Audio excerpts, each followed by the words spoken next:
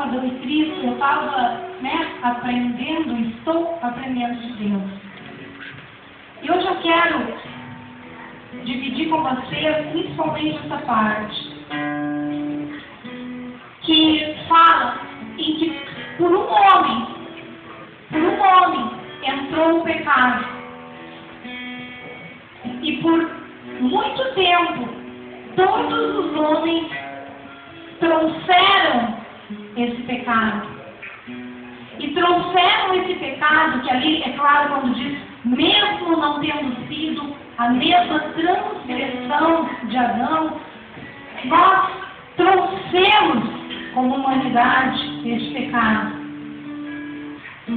E eu vou usar essa palavra, esse pecado veio no nosso DNA. Ele vem, nos acompanha, na hereditariedade. Então eu preciso voltar com vocês em Gênesis 3:1. Vamos lá ver onde entrou esse pecado.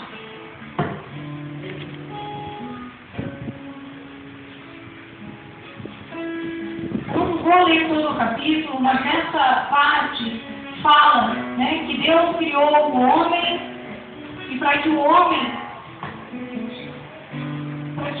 então não estivesse só, Deus criou a mulher.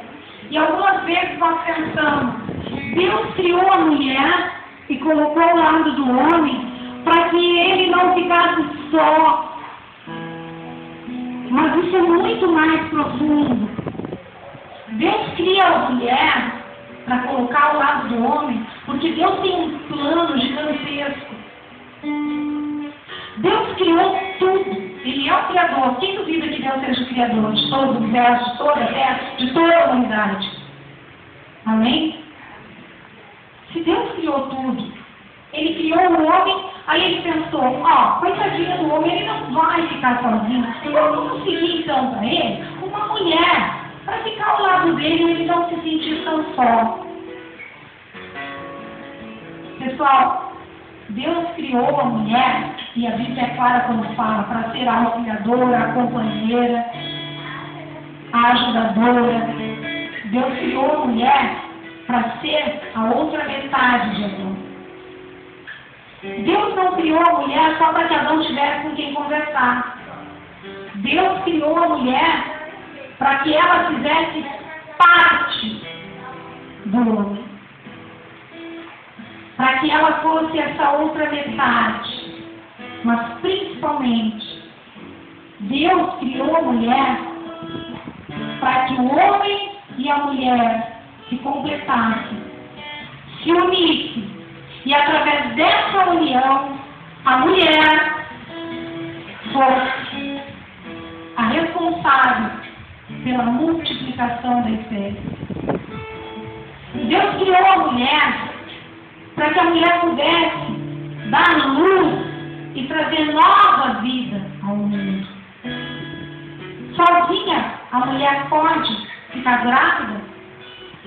Nem estou falando das questões agora laboratoriais. Não. Nós precisamos do homem. Precisamos do homem e da mulher para que haja a criança. Mas é a mulher que carrega no ventre. É essa mulher que Deus criou com o plano dele para multiplicar. E disse aos outros, multiplicai. Deus entregou a Adão o paraíso e disse, cuida, eu estou te dando toda essa maravilha. Perfeito.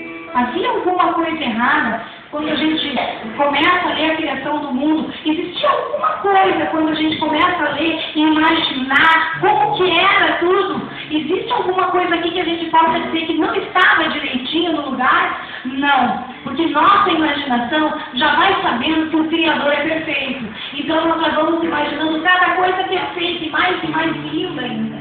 E Ele deu isso a Adão e criou a Eva e disse aos dois, cuidem. Adão era o responsável.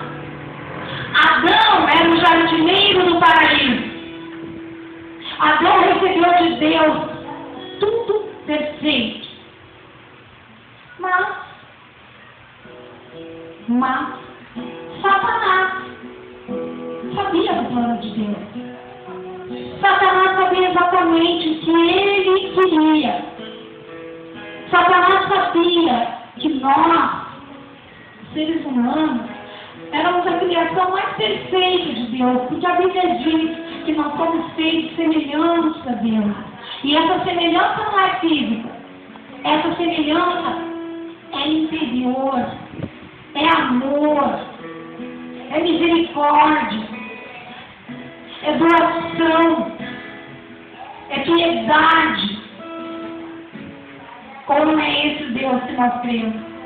Esse não é o Deus que nós dizemos que nós cremos, piedoso, amoroso, fiel, verdadeiro, perfeito, poderoso. Não é esse Deus? E Ele nos fez semelhante a Ele. Então Ele esperava de nós essa verdade, essa fidelidade. Ele esperava de nós todo esse amor. Adão e Eva, quando eu comecei a ler a Bíblia, para quem não sabe, eu sou professora de história. Quando eu comecei a ler a Bíblia, primeira vez, Gênesis para mim foi complicado. Porque eu tinha a explicação da evolução da humanidade que eu tinha que dar para os meus alunos, e toda aquela função de nasce primeiro, ato, uma matéria, vai indo, até que chegou então ao homem hoje.